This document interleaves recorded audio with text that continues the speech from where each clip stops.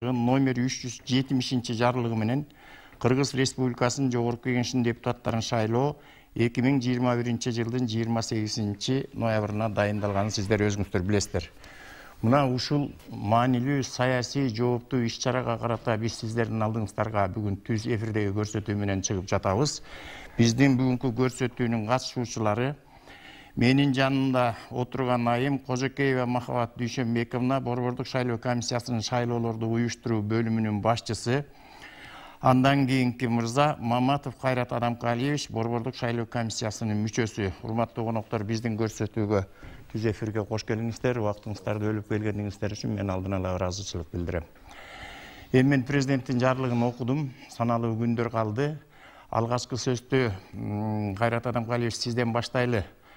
Себеби Борбордук шайлоо комиссиясынын мүчөсү катары мурдагы Жогорку Кеңештин депутаттарын шайлоо менен азыркы Жогорку Кеңештин депутаттарын шайлоонун айырмачылыгын эмнеден көрүп турасыз? Бар айырмачылык.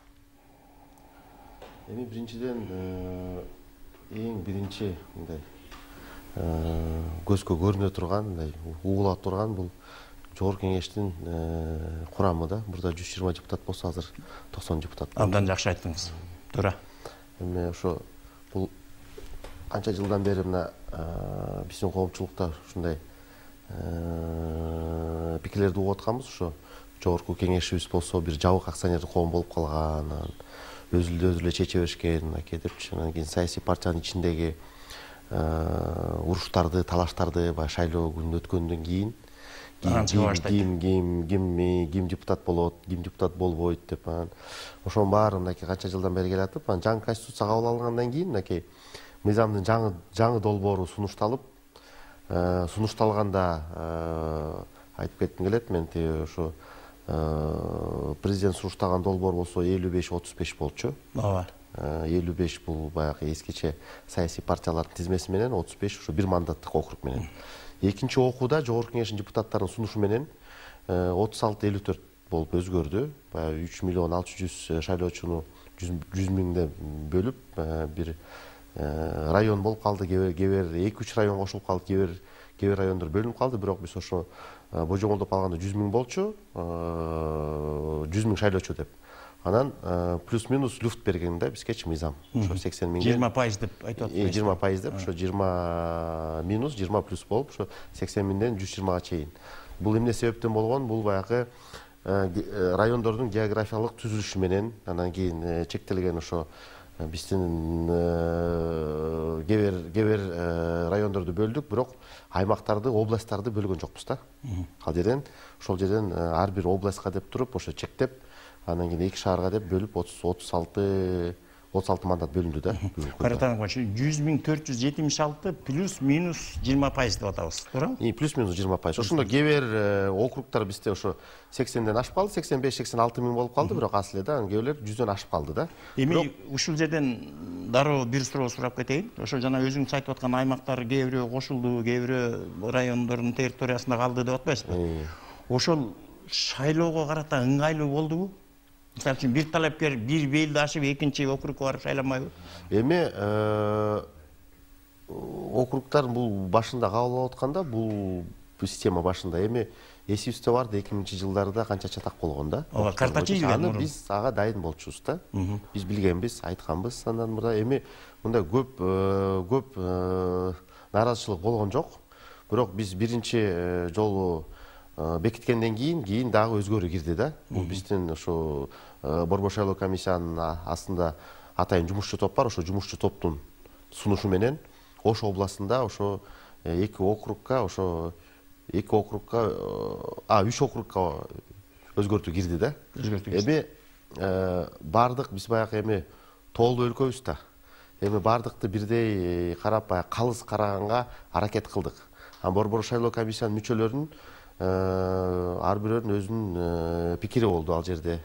Анан болбой эле биз баягы бир коллегиалдык орган болгондон кийин эми бир чечимге келдик. Анан ортодон 6 бөлүнүп алып же 5-7 болуп бөлүнүп алып чечим кабыл албай турганга мындай бизге туура эмес деп эсептейбиз да. Анан кийин ошо бир чечимге келип өзгөрттү ошол жерден. Эми мен мисалы кээ бир округтар менен мен мисалы макулдууну берген эмес болчу. Кээ бир мисалы мүчөлөр менин коллегаларым алар да берген эмес болчу. Бирок жалпы мындай коллегиалдык ушундай чечим болду да. Чечим келди. Жергиликтүү бийликтин сунушу менен болду бул дагы.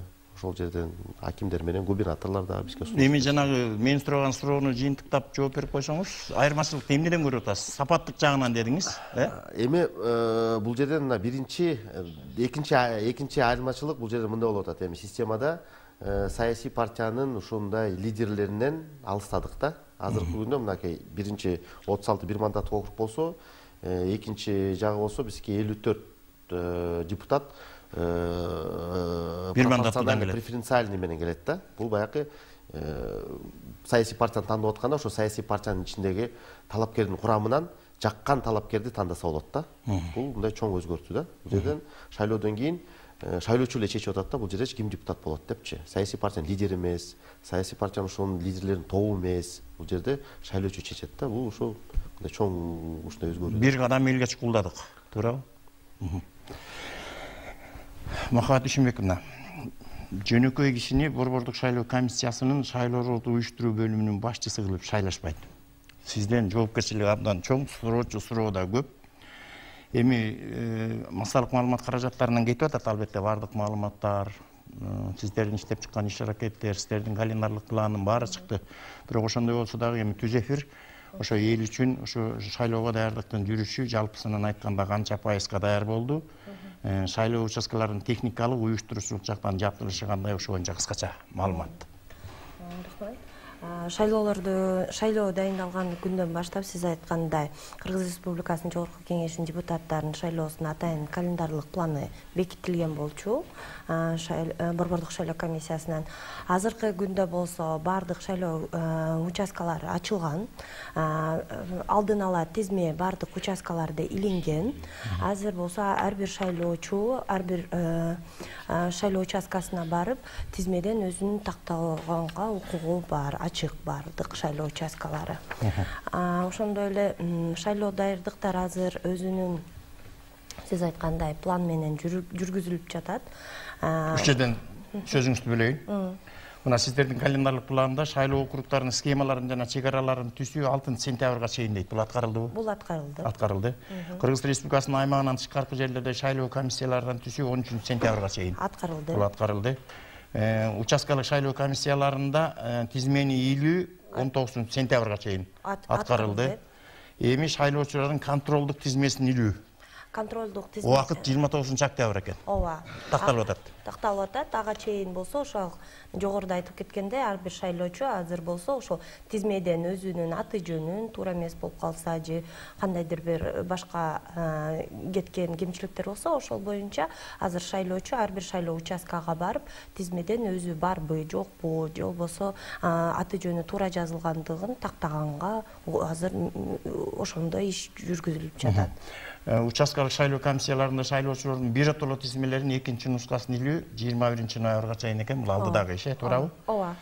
Эми экөөңүздөргө тең суроо, урматтуу эки бүгүнкү студиянын коноктору. Шайлоого катышууну каалаган саясий партиялардын шайлоого катышары тууралуу Борбордук шайлоо комиссиясына жазуу жүзүндө билдирме жиберүүлөрү 3 сентябрдан 18:00 чейин экен. Бул аяктадыбы? Ошо 75 саясий партия ошол күнгө чейин өзүнүн ниетин билдирген да. Билдирди. Бирок сиздер арыз менен эле да. Бирок Адамкаевич бир жерде жүрөт да, сиздердин бир пунктта жүрөт. Булар кошумча өзүнүн өкүлчүлүктөрү аркылуу дагы кийин жиберүүгө акылары барбы? Өздөрүнүн кандидатураларын көргөзүп. Жок, бул саясий партиялар бизде азыр факт боюнча эми жүрөт атпайбы, эки шайлоо жүрөт атпайбы биздечи. Биз болсо шайлоону экиге бөлүп атабыз. Ал жерден мынакей бир мандаттык боюнча өзүнүн шарты бар, өзүнүн жолу бар. Бир мандаттык боюнча календарный планда жазылып турат да.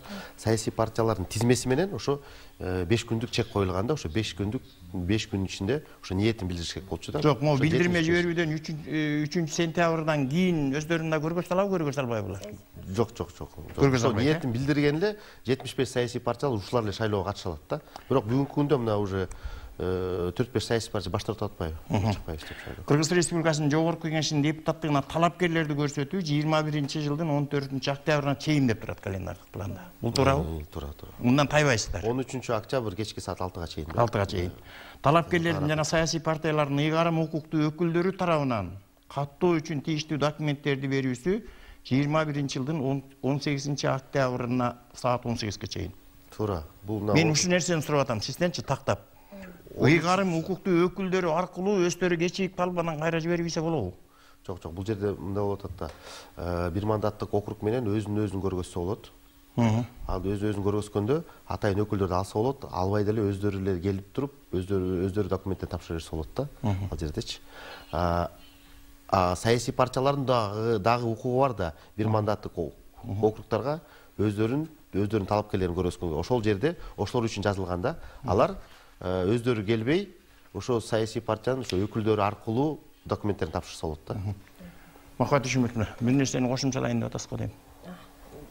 Сиз айткандай, бир мандаттуу шайлоо округуна Кайрат Адамкалиевич айтып кетти. Ошол 13-октябрь көрсөтүү тартиби бул саясий партияларга да көрсөтүлгөн, жана талапкерлердин өзүнө көрсөтүлгөн. А 18-октябрь болсо бул деген ошол каттоо үчүн документтерди алып келген срок көрсөткүч да. Ошон үчүн 13-үнө чейин талапкерлердин тизмесин көрсөтүү съезддерде саясий партиялар съезддерин өткөрүп бүтүшү керек. Ошондой эле эгерде бир мандаттуу шайлоо округдарына болсо талапкерлер арыздарын берүүгө үлгүрүшү керек 13-октябрь акыркы күн. Ал эми ошол каттоо үчүн дагы толуктап документтерин 18-октябрда тапшырат. Кайрат Адамкалиевич, менде сизге 2 суроо пайда болду, жана сиз макулдугуңузду бергенден кийин көрсөтүүгө. 2 суроо. Биринчи суроо, жанагы сиз экөөбүз сүйлөшүп аткан бир мандаттуу округдарды түзүүдө ошол талапкерлер тарабынан, жергиликтүү эл тарабынан биз могу эле баланы шайлайт элек, могу территорияны бизге кошуп койдуңар деген бир нааразычылыктар болгон жокпу? Эл тарабынан. Келди, арыздар келди, айтып атпайбы ошо пикирлерине. Жалпы мынакей региондордун баарынан, Ош областынан ушундай пикир болду да, сунуш болду. Жогорку Кеңештин депутаттарынын атынан. Эми анан бир депутаттын же бир талапкердин кызыкчылыгын биз карабаш керекпиз да, ал жердечи. Борбор шайлоо комиссия калыс карап, калыс чечип, мынакей биздин эми сунушубуз болуп атканда, мына кээ бир биздин болсо мүчөлөр жакшы билет экен регионду. Мен мисалы Ошту жакшы билбей, көпчүлүктү колдодум да. Мисалы ошондой биринчи вариант болду, анан экинчи вариант болду депчи. Ал жерде эми Алай округду карасак, Алай округ, ошол карасак, ал жерде мынакей Каракулжа кошулуп калды да. Биринчи вариант болсо Каракулжаны 2ге бөлүп ачкан болчу. Биз болбой ошо Каракулжа кошулса, толук район кошулсун депчи. Анда толугу менен кошулсун, баягы чектелгенде ошо чогуу району менен бирге болсо, ошондо баягы ошол Каракулжа районунан мисалы бир талапкер өзүн көрсөтө алат депчи. Мисалы ар бир райондон чыксын деп көргөзсүн депчи. Ал жерден ошол кызыкчылыкты да көрдүк да. Мисалы Чүйдөн карасак, Чүй Кемин болуп калды округ. Эми Кеминде болсо 38 000 шайлоочу, Токмок менен Чүй районунда болсо ошо 40 000ге жетпеген болуп, ошо чогуу 100 000ден ашты да. Эми ал жерден мынакей бир шаарга 2 районго, 2 райондон чыккан мисалы ошол жердин талапкерлерге бирдей мүмкүнчүлүк болуп атат да. Эми дагы бир суроодо, бул албетте эми өткөн этап, маселе чечилип калды, сиз айткандай, сиздер жана коллегиалдык түрдө чечтик деп сиз абдан жакшы айттыңыз. Бирок мындай кылса эмне болот эле да? Мисалы үчүн биз жанагы айтып атпаймынбы мен? Бир кадам дагы бир жолу элге чукулдадык. Анткени биз бир мандаттуу округдан элдин өзүн каалаган өкүлүңдү шайла. Ошол аркылуу маселеңди чеч деген сөз бул, туурабы? Туура. Бирок бизде 44 район барбы азыркы учурда, туурабы? Ар бир райондон бирден депутат шайлап койсо эмне болот эле? Ошол райондун маселеси чечилет эле да ошол депутат аркылуу, кандай дейсиз? Бул эми сиздин инсандык, патриоттук Туура. Ал жерде оюңузду сурап атам. Эми 120 90го өзүбүз кыскартып атпайбызбы мынакей? 90 өттүңөр. Мен вообще жеке оюм, эми депутаттар көбүрөөк деле боло берсин да. Мисалы, көбүрөөк болсо көрдүк да, биз азчылыгында, көпчүлүгүндө көрдүк. Эми бул да системаны көрөлү да. Анан ар бир райондон дегенде эми бир райондо мисалы 100 миңден ашык шайлоочу болот атпайбы? Азайтып койсок болот эле да. Жок, 100 миңден ашык шайлоочу болот атпайбы бир райондо? Солку районду алайлычы мисалы. Московский райондо 60 миң шайлоочу болот атат да.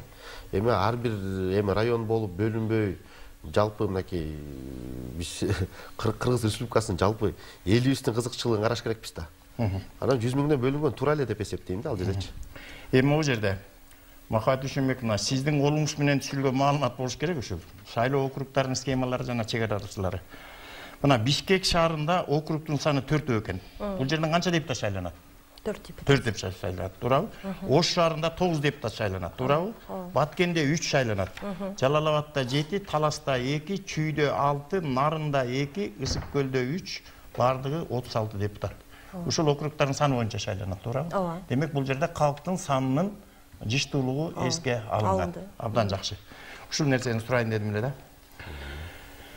Бүгүнкү күнгө катталган кандидаттардын талапкерлердин тизмеси караганда дагы бир жолу сапаттык курамга бир мандаттуу округтар боюнча канча болду? Өзүн өзү көрсөткөн талапкерлер барбы?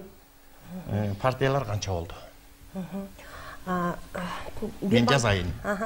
Бир мандаттуу шайлоо округуна болсо, талапкерлер болсо өзүн өзү көрсөтүү, талапкерлер болсо азыр жаңы эле чыгып келатканда 85 деди. Анын экөөсү болсо бул саясий партиядан көрсөтүлгөн талапкер. Ал эми 83 талапкери болсо бул өзүн өзү көрсөтүү тартибинде. Рахмат, акыркыдан, акыркы маал. Ооба. Кечки саат 4-кө. Партиялык тизме? Партиялык тизме болсо бүгүнкү күндө жана жогоруда айтып кеткендей партиялар өзүнүн билдирүүсү, шайлоого катышуу жөнүндө билдирүүсүн гана беришкен. Бүгүнкү күндө азыр Борбордук шайлоо комиссиясынын ошо талапкерлерди көрсөтүү боюнча съезддин өткөрөбүз деген боюнча бизге партиялар, саясий партиялар берилек. Жана Кайрат Атамбаев, сиз айтпадыңызбы, 3 партия кайра өздөрүн чакырып атат дегенди айттыңызбы? 5 партия баш тартты да, өздөрүнүн арыздарын берип, шайлоого катышпайбыз деп. Катышпайбыз деп, кайра баш тартты. Кээ бирлер аларда бербей деле койсо болот да, съезд өткөзсө, 13 октябрдын кечки 6 саатка чейин съезддерди өткөзүп, документтерин ошо 18 октябрга чейин тапшырса, бирок ошо съезддерди эметип атканда, өткөзүп атканда сөзсүз ошо бизге Борбор шайлоо комиссияга арызын беришип, ошол кайсы күнү, кайсы жерде өтөт деп бизди чакырышат да. Рахмат жоруңузга. Жакшы, ушуну жакшы айтып койдуңуз. Эми партиялык тизме менен шайлоого катталгандар боюнча маселеге келели. Эгерде чыныбызды айтсак, интернетти окуганы бар, окубаганы бар, газетаны окугандар бар. Көбүбүздүн калкыбыздын көпчүлүгү карапайым айылдагы жарандар. Бюллетендер боюнча дагы бир жолу тактап айтып койсоңуз, себеби партияга добуш бересиң, анан партиянын ичинен номер боюнча бересиң деп атат. А мен кайсы кимдин канчанчы номер экенин мен кайдан билишим керек? Мисалы үчүн мен Карган Абышка болсом, например. Мисалы да. Мына ушул маселе азыр элдин көйгөйүндө турат. Жанагы сиздердин өкүлдөрү айтты өткөн интервьюну кыска бир сөз менен, эми кыргыз чечен эл да. Эгерде ал талапкерлердин баарын каттай турган болсок, анда 1 километр кагазды жасууга туура келип калат депчи. Ушуга бир жакшы жооп берип койсоңуздар. Эми азыркы күндө мына саясий партиялардын съезддер өтө элек, бирок биз көрүп атабыз, кээ бир саясий партиялар биригип атышат азыр. Бул туура багыт да. Бул ушундай кадамга баш керек. Эмне себептен? Себеби болсо, былтыр мына 7% босогону көп саясий партия өтпөй, көчөгө чыгышкан болчу да, митингкечи. Мисалы 3% босого болсо, ошол эле өтпөй калган 7-8 саясий партия парламентке кирип кетип, эчтеке болмок эмес да. Быйыл болсо кийин анан 3% болуп, анан кийин жогорку кеңештин депутаттарынын сунушу менен 5% босого кабыл алынды. Бул азыр мына бир 2 миллион шайлоочу деп биз болсо божомолдоп күтүп атабыз. Азыр катышса, бул 100 миңдик босого болот да саясий партия үчүн. 100 миң сомдукпу? 100 миң шайлоочу. 100 миң шайлоочу. 100 миң шайлоочу. 100 миң добуш алганга, бул мындай 2-3 саясий партия, мисалы майда саясий партиялар, кичинекей саясий партиялар өтө албайт да, булчу. 54 мандат болгондон кийин ошо тизмеде 54 эле талапкер болот да. Мурда 120-200 талапкер болчу, алар бар добуш алып берчү да. Азыр 54 талапкер болот. Мынакей шайлоочу шайлоо участкасына келгенде эки бюллетень алат. Биринчи бюллетень ошол жердеги өзүнүн бир мандаттык округда ошол жердеги чыккан талапкерди таанышат. Ал жерде фамилиясы эле болот. Аны оңой эле да, жатташчы фамилиясын билип, кимди талап ошол жерден окуп алып, андан 29 октябрдан баштап үгүт компаниясы болот. Ал жерден билишет. Анан экинчи бюллетень бул саясий партиянын тизмеси менен. Ал жерден эки галочка коюш керек. Биринчи бюллетендин үстү жагында саясий партиянын аттары болот. Мисалы 20 саясий партия болсо, ошо саясий партиянын аты болсо Ромашки деп коелу. Мисалы Ромашкини тандап туруп добушун берет. Анын болсо нумерациясы бар. Астында 54 квадратчик болот. Ошо бюллетендечи. Биз азыр ойлоп атабыз, ошо бир 20 саясий партия калат го депчи, плюс-минус бар. 20, 18, 22, 25 деп. Ошол жерде бөлөт. Ошол жерде батат бюллетенге. А квадратиктер кичиреак эле болот, мындай эле болот. Бир где-то ошо туурасы болсо бир 3-4 сантиметр эле болот экен. Биз карап көрдүк, азыр проектинчи. Ал жерде 54 квадратчик болот. Ошондо кызыгы, эмнесинде кызыгы? Ошо талапкерлер, саясий партия талапкерлер, саясий партияны үгүттөп, саясий партия өзүн үгүттөп, анан талапкерлер фамилиясын айтпай номерин айтышат да. Мен номерим 10, ошол 10 деген номерди саясий партия Ромашка. Ошого птичка коёбуз. Ошого птичка коюп койгула, галочка коюп койгула деп, ошону эле көрөбүз да, мына 29 октябрдан кийинчи. Номерин деп айтышат да. Вот суроо ушундан пайда болуп атат. 10ду билбегендер эмне кылат? Партиянын үстүнө птичка койду. Жок, анан мындай, ал жерде мындай, бюллетенди алгандан кийин, бюллетенди мисалы саясий партияга эле добуш берсе болот да. Эмне себептен бул саясий партиянын жана 5% босогону өтүш үчүн. Саясий партиянын кээ бир мисалы шайлоочулар саясий партияга эле берип коюшу мүмкүн да. Саясий партияны мисалы жакшы көрөт, эле мурда мүчөсү болчу, ушундай бир өзүнүн бир баягы негиздери мененчи. Анан ичинен бир эле талапкерди тандайлат, ошол жерденчи. А номерин болсо, шайлоо участкасында мыйзамда бул көрсөтүлгөн. Стенд болот атайын, стендте ошол жерде киргенде эле карап, кайсы саясий партия, кайсы талапкер фамилиясы менен сүрөтү менен болот да, ошол жерде стендте. Караган кош, мен мынча сурап атам. Ошол стендтен карап. Партияга птичка уруп, берки жана сиз айтып аткан квадраттерге койбой калса, бюллетень жараксыз болуп калбайбы? Саясий партияга койсо, талапкерге койбой калса, бюллетень жарактуу болуп эсептеп, саясий партияга добуш кете берет. Добуш кете берет. Саясий партияны тандабай бир талапкерди тандап койсо, же саясий партияны тандап 2, 3, 4, 5 талапкерди тандап койсо, ал жараксыз болуп калат бюллетень. Жок, саясий партияны тандабай бир эле квадратка уруп койсочу. Биз билбей калабыз да, кайсы саясий партиянын тизмесинен кайсы талапкерди ошол жерде тандап атат депчи. Ошол себептен эки галочка коюш керек. Саясий партияга, анан кийин саясий партиянын ичиндеги тизмесиндеги номерге. Эми элибиздин жөнөкөй дагы бир суроосу бар. Бул шайлоо каяктан каржыланып атат? Шайлоо фонддорун түзүүнүн тартиби кандай? Каржылоо эрежелери кандай? Ушуну кенен айтып берсеңиздер. Каржылоо боюнча саясий партиянын мынакей каржылоосу боюнча былтырдан баштап, мына былтырда эле өткөн жогорку кеңеш шайлоосунда, мына кышында өткөн президенттик шайлоодо, жазында өткөн жергиликтүү кеңештерде көзөмөл күчөтү да. Атайын Борбор шайлоо комиссиянын астында жумушчу топ бар, контрольный ревизиондуу группа деп коет. Ал жерде мына бүгүнкү күндө Борбор шайлоо комиссиянын мүчөсү Искендер Төрөбаевич Гайыпкулов жетектейт. Ал жерде мен да мүчөмүн. Биз болсо финансистпиз да, өзүбүздүн кесибибиз боюнча. Ал жерде мынакей көп мамлекеттик органдардан адистерди чакырып алганбыз. Ал жерден биз ошол жерден атайын көзөмөлдөп, мынакей шайлоо башталганда эле, фонд ачылганда эле практика боюнча бизде мынакей Борбор шайлоо комиссиянын сайтына маалыматтын баары коюлат. Ким саясий партияны каржылап атат, кайсы фамилия менен, ким канча сом берип атат ал жердечи. Кайсы статьялар менен кайсы жака ошол каражат колдонуп жатат. ГСМ болобу, Канстовар болобу, ал жерден үгүт компаниясына канча кетип атат. Маалыматтын баары сайтка коюлуп турат. Сайттан болсо интернет изданиялар, массалык маалымат каражаттарынын баары ошол жерде маалында жатат да. Ошо былтырдан бери байкасаңар, ошо баары толук чыгып атат да, баарычы ошо. Эки банк РСК менен РСК мен Айылбанк аркылуу бар счеттордун баары ачылган, атайын программа түзүлгөн, онлайн ошол күнү ачылган, канча ким келген, канча каражат түшкөн, канча чыгып атат, сайтка коюлуп турат да. Жок, эл минтип туруп атат да. Өткөн жогорку кеңеш шайлоого кеткен каражат канча, буга канча кетип атат? Бюджеттен бе, же саясий партиялар, же саясий партиялар. Жок, эми саясий партиялар алар тияктан саясий партиялар баарын биз эми санай албайбыз. Аны айта албайбыз. Алар коммерциялык тайына. Сөзсүз официалдуу түрүндө, мисалы фонд болсо, фонд тышкаруу деле эмелердин акчаларын эметет да, пайдаланышат да. Партия болбосо талапкерлер. Анан борбор шайлоо комиссияга шайлоо уюштурганга канча каражат кеткенин мынакей бир шайлоого бир ошо 400 миллион сомдук тегерегинде кетет да. Плюс-минус болот, бирок биз ошо өткөн менен салыштырган жоксуздарбы? Өткөндөн бизде мына экономия болгон, былтыркыда 150 миллион сом экономия болгон. Эми 85-90% эмнеге кетет? Бул шайлоо системасында 32 миң мен коллегаларым бар да, бул борбор шайлоо комиссиянын 12 мүчөсү болсо, аймактык шайлоо комиссиялардын мүчөсү 600-төй да, участкалык шайлоо комиссиянын мүчөлөрү 30 миңден ашкан да. Эми аларга айлык төлөнбөйт, бул болсо вознаграждение деп коет.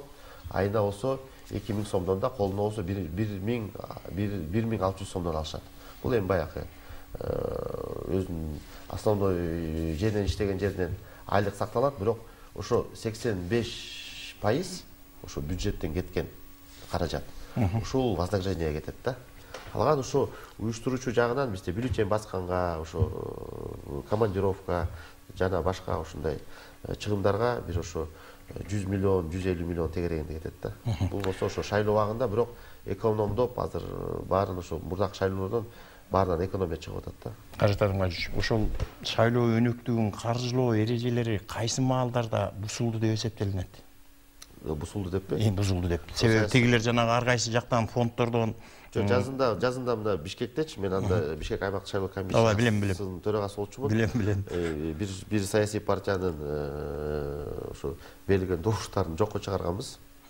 Жокко чыгып, эмне себептен болгондо ошо саясий партиянын бир талапкери фонддон тышкары ошо 200-300 миң сомдон ашык коротуп алган да. Өзү болсо далилдеп, өзү айтып берген анычы бизге дагы. Демек ашыкча фонддо көргөзүлгөн акчаны жумшабаш керек. Фонддон мынакей саясий партияга 300 миллион сомдон ашык каражат коротпош керек. Бир мандаттык менен чыккан талапкер 10 миллион сомдон ашпаш керек да. Ошол фонддон же коротулган акчаны ошол каражат ошол күнгө кармалган күндө, мисалы башка нерселерге пайдаланып атса, мисалы добуш сатып алууга кирип кетсе, биз ал жерден добуш сатып алуу жагын, бузуу жагынан карап атабыз. Анан экинчи жагынан ошо фонддон бул каяктан алынган каражат депчи. Атайын саясий партия бердиби же талапкердин өзүнүн каражаты бул. 0,5% ашып калса, 0,5% ашып калса, бул болсо чоң бузуу болуп эсептелет. Бул саясий партиянын үстүнөн чара көрүш керекпиз. Шайлоо күнгө чейин жетпей калсак, андай факт болуп калса, бул саясий партиянын каттоосун жокко чыгарыш керекпиз. Акчаны нөл жоготуш керекпи? 0,5%-тен ашып калсачы. Бул болсо ошо бул норма, бул талапкердин үстүнөн эмес, саясий партиянын үстүнөн каралган болчу да. Атайынчы. Бул норма, бул конституциялык мыйзамда жазылган, берки жергиликтүү кеңештин депутаттарында шайлоосунун мыйзамында да каралган бул норма да. Ошол себептен финансылык жагынан дисциплинаны саясий партиялар дагы, талапкерлер дагы ошону катуу караш керек да. Азыркы күндө мына борбор шайлоо комиссиянын мүчөлөрү тренинг өткөзүп жатат азыр. Мен дагы чыгам. Эртең дагы ошо областтардачы, ал жерде саясий партиянын өкүлдөрү менен дагы борбор шайлоо комиссиянын баарын түшүндүрүп берип атабыз. Ал жерде мишет бар. Рахмат. Былтыр ошо шайлоонун кызыл чогунун ортосунда иштегениңиз көрүнүп турат да, ар бир сүйлөгөн сөзүңүздөрчү. Себеби сизде чоң практика бар да, ошон үчүн сурап атабыз суроончу. Эми Махабат Ушунбековна, үгүт деген чоң маселе бар. Бул үгүт дегендин өзү эмне шайлоодо үгүт деген да? Мына төмөнкүлөр шайлоо алдында үгүт деп таанылат деп Кыргыз Республикасынын президентин жана Кыргыз Республикасынын жогорку кеңешинин депутаттары шайлоо жөнүндөгү Кыргыз Республикасынын конституциялык мыйзамынын 22-беренесинин 10-бөлүгү боюнча сиздер талап коюп атасыздар. Тегилже бул талапкердин тизмеси үчүн добуш берүүгө же болбосо аларга каршы добуш берүүгө үндөөлөр. Эми бул болуп келген нерселер, бул болот, туурабы? Экинчи, айрым талапкерлерге саясий партияларга карата колдоону билдирүү. Бул болуп келген нерсе болот, туурабы? Эми могу жерде кеп бар. талапкерлердин тизмесин шайлоонун же шайлабай коюунун мүмкүн болуучу кесепеттерин баяндап жазуу. Мисалы, көчөдө транспарант илинип турат дейли. Түн ичинде ынтымак деген партияны шайлабай койгула деп кара жазуу менен жазып, Зымгырагайга илип кетсе, эмне чара көрүлөт ага? Көрүңүзбү, мына могу жерде жазып атасыздар. Талапкердин тизмесин шайлоонун же шайлабай коюунун мүмкүн болуучу кесепеттерин баяндап жазуу депчи. Бизде шайлоо дайындалган күндөн баштап борбордук шайлоо комиссиясынын астында ар кандай жумушчу топтор түзүлгөн. Ошондой эле маалымат берүү жана үгүт иштерин жүргүзүү боюнча атайын жумушчу топ түзүлгөн. Сиз айткандай, эгерде башка саясий партиянын үгүт материалдарын бузуп кетсе, ошондой эле бизде ыкчам чара көрүү тобу бар борбордук шайлоо комиссияда. Ошону арыз даттануу, ошондой сигналдар келгенде, ошол жумушчу топто карап, анан мыйзамда коюлган кайсы нормалар бузулган болсо, ошол боюнча эгерде ошондой эле ыкчам чара тобу менен кошо биргеликте кызматкерлер эгерде кайсы адамды таап эметип берсе, ошол мыйзамда көрсөтүлгөн чаралар колдонулат бул саясий партияга же кандидатка. Бул норма боюнча кошумча бар да менде, кыскача. Бул норма өзү кызыктуу норма да. Баягы атайын топ түзүлүп же мисалы эми референдум өтүп атканда дагы группа за и против деген бар да. Макул же каршы дегенчи. Ошол түзүлүп атайын алар дагы баягы фонддорун ачып, бирөө каржылап иштеш керек да. Бул мисалы бир саясий партияны сиз айтып атпайсызбы? Эми Ромашка мисалы шайлабагыла десе, мисалы атайын фонд ачып же башка саясий партия төлөп акчасынчы төлөп ошол плакатты заказ кылып, жөнүндө илип койсо, ал мисалы бул туура эмес болот да. Мисалы илип туруп айтып ошол жерде мисалы шайлабагыла десең, андай жок, ал төлөгөнүн айтпайт да. Андай мүмкүнчүлүк бар. Жок, андай мүмкүнчүлүк бар, жол бар да. Андайчы мынакей биз өткөн шайлоолордо деле биз көрбөдүк, мына КТРКда дебат өтүп атканда деле кээ бир талапкерлер программасын айтпай, башка талапкерлерди каралоого кирип кетишпеди. Эми ал жерден анын чеги да болуш керек да. Ал жерден мисалы мен өзүмдүн позициям, өзүңдүн мынакей программаңды айтып, эмне кыла аласың, эмне кылдың, же эмне кыласың айтыш керек да ошол жердечи. Жомок болсо да ошол жомокту келип туруп ошол жерде айтып бериш керек да. Жаңа туура эмес келип алып туруп ал жерде сен тигиндей кылгансың, мындай кылгансың, бири-бирибизди чукулап, ушу жамандапты, ушунун баары токтош керек да. Жок, атын айтпай, мисалы үчүн дубалга жазып кетүүдө фактылар болуп атпайбы кээдечи? Эми ал жерден болуп атат ал жердечи, бирок жанагы ошо үгүт материалдарды үзүп кетсе, ошо эме болсо, ага ошондой эми кодексте каралган бир эме жаза бар да, ошондой айыпка чейин бар да, бирок факттар болгон, бирок эч ким аны кармай алган жок, түн ичинде үзүп кетет, жулуп кетишет. Жазып кеткенге аны эч ким эми кармап келсе, аны мисалы аларга чара көрсөк болот да. Ошол боюнча атайын сиздерде топ иштейби? Мисалы үчүн шаарды кыдырып чыгып, түндө ошол уран транспорттор боюнча туура экен же туура эмес экен, баланча жерде мындай жазып кетиптир деген бир оперативдик группа барбы? Жок, бизде атайын топ көчө кыдырып иштебейт. Бизге болсо ар кандай, бизге ошол сүрөткө тартып, же болбосо телефон аркылуу, же болбосо арыз түрүндө кайрылганда, ошондо бардык ошол сигналдардын баарын карап. Жерде мониторинг да кылып коебуз да. Убакыт болсо баягы баарыбыз азыр цифровизация убакытта азыр отурабыз да баарыбыз течи. Интернеттечи тияктан көрөт, маалыматтар көп түшөт. Анан саясий партиялардын ичинде атайын бул мурдакы эле эски практика, атайын ушундай үгүт кампаниясы жүрүп атканда атайын группалар бар да. Каралап жазып башкалардын оппоненттерин же жамандап же туура эмес мисалы эме чыгарып койсо, мисалы материалдарынчы аларды карап кетишет, атайын карашат. Бизге ошо баягы эми жардамчылар көп да. Аябайчы ошо. Мен дагы бир жолу азыркы суроодон могу сиздердин жиберген Кыргыз Республикасынын шайлоо жана референдум өткөрүү боюнча борбордук комиссиясынын токтомуна таянып суроо берип атам да. Борбордук шайлоо комиссиясынын 21-жылдын 29-августундагы 663 токтому менен бекитилген, 21-жылдын 28 ноябрына дайындалган Кыргыз Республикасынын Жогорку Кеңешинин депутаттарын шайлоонун даярдоо жана өткөрүү боюнча негизги уюштуруу практикалык иш-чараларынын календардык планынын 42-пунктуна ылайык шайлоо алдындагы үгүт 21-жылдын 29-октябрынан башталып 27 ноябрында саат 8-те аяктайт. Мен сурайын деп атам. 29 октябрга чейин мен талапкерди билем да, мисалы үчүн. Ошол талапкер жөнүндө мактоолорду, Facebook'a bir maktap жазууну, Instagram'ga жазууну, газета бетине bir макалаларды жарыялап жиберүүгө менин акым барбы жокпу? 29 октябрга чейин, үйүш башталганга чейин. Bir талапкер жөнүндө. Sizin укугуңуз бар да? Мисалы, жеке шайлоочу катары үгүт баштала элек. Өзүңөрдүн позицияңарды билдиргенге, өзүңүздүн позицияңарды мисалы билдиргенге да позиция үгүттөбөй. Ал кылмыш болуп эсептелбейт. Үгүт кампаниясы башталганга чейин баарына чек коюлганда үгүт кампаниясы. Азыркы күндө мына мен деле бүгүн көрдүм да, кээ бир саясий партиянын мүчөлөрү мына ошо бириктик деп Facebook баракчасына мисалы коюп атат да саясий партиянын эмблемасын. Эми бул чоң деле бузуу эмес, бирок алдын ала биз эскертүү бергенбиз. Азыр бүгүн дагы отурум болсо дагы бир ушундай инициатива кылам, дагы бир ушундай жалпы эскертүү берели депчи саясий партияларга дагы, талапкерлерге дагычы. Эртең андан кийин кээ бир талапкерлер же саясий партия атайын кылып атат, өздөрүнө баягы внимание алгангачы. Анда биз билебиз, бул да технология да. Ошол себептен ушундай блогерлерди атайын алышат, атайын ушундай адамдарга айтып, жазып койгула, айтып койгула, бизди билгизип койгула депчи. Кайрат Атамбаевич, биз сиздин тажрыйбаңызга ишенебиз, себеби биз да сиз менен катар былтыр шайлоодо КТРКда иштедик. Ошон үчүн сиздин багы инсандык, патриоттук, анан коомдук активисттик позицияңыз сизге 1 мүнөт убакыт, 3 мүнөт убакыт калды. Эмне болбосо экен деп тилеп атасыз. Эмне болбосо экен, кандай кемчилик кайталанбаса экен деп тилеп атасыз да. Мына азыр кызмат даражаңыз жогорулап, Борбордук шайлоо комиссиясына мүчө болуп келдиңиз.